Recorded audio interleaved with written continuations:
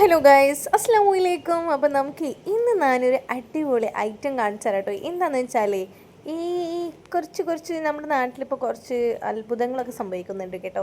അതിലൊരു ചെറിയൊരു അത്ഭുതമാണ് ഈ കാണുന്നത് കേട്ടോ.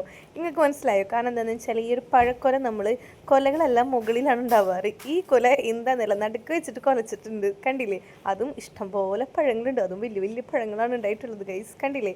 മേലെ വെറും വാഴല മാത്രമേ ഉള്ളൂ. പിന്നെ വാഴ കാണാൻ വലിയ ഭംഗിയൊന്നുമില്ല, എന്നാലും ഇതൊരു ഒരു ഒരു ഒരു ഒരു പ്രത്യേകതയായിട്ട് നിങ്ങൾക്ക് തോന്നണില്ലേ, ഫീൽ ചെയ്യണില്ലേ? കാരണം എല്ലാ പഴം മേലെ ഉണ്ടാവുക, ഇത് നടുക്ക് വെച്ചിട്ട് ഇതിൻ്റെ കൊല വന്നിട്ടുണ്ട്. അപ്പം ഈ ഒരു ഇങ്ങനെ ഇപ്പം ചില വീട്ടിലൊക്കെ ഇങ്ങനെ കാണുന്നുണ്ട്, അതുപോലെ ഇവിടെ ഇങ്ങനെ കണ്ടപ്പോൾ ഒരു ഒരു ഒരു ഒരു അത്ഭുതം തോന്നി.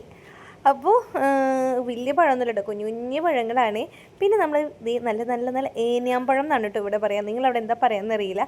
അതും മാഷാ അല്ലാ നല്ല ഉണ്ടായിട്ടുണ്ട് കേട്ടോ. നമ്മൾ ഏനിയാമ്പഴം എന്നാണ് ഞങ്ങളിവിടെ പറയാട്ടതിന്. ഇത് നല്ല ടേസ്റ്റാണ്, നല്ല പഴുത്ത് കഴിഞ്ഞാൽ നല്ല ടേസ്റ്റാണ് ഇത് കഴിക്കാൻ വേണ്ടിയിട്ട്. അതിൻ്റെ കുരു എനിക്ക് ഭയങ്കര ഇഷ്ടമാണ് കേട്ടോ. എനിക്ക് ഇഷ്ടപ്പെട്ട ഫ്രൂട്ട്സിൽ ഒരെണ്ണം ഇതാണ് കേട്ടോ, എനിക്ക് ഭയങ്കര ഇഷ്ടമാണ്. പിന്നെ ഇത് നമ്മൾ പുറത്തുനിന്ന് മേടിക്കുമ്പോൾ വലിയ വില തോന്നും, നമ്മൾ വീട്ടിൽ ഉണ്ടാകുമ്പോൾ വലിയ വില തോന്നില്ല കേട്ടോ ഗൈസ്. പിന്നെ ഇത് റോബസ്റ്റാണ്, കണ്ടാൽ തന്നെ നിങ്ങൾക്ക് മനസ്സിലായിട്ടുണ്ടാവും. ചെറിയൊരു ഫാമിലി ആയിട്ട് തന്നെ ആ ഒരു ഫാമിലിക്കുള്ള പഴമേ ഉണ്ടായിട്ടുള്ളൂ. അപ്പോൾ നമുക്ക് മറ്റേ റെഡി ഇടാനായിരിക്കും. ബൈ.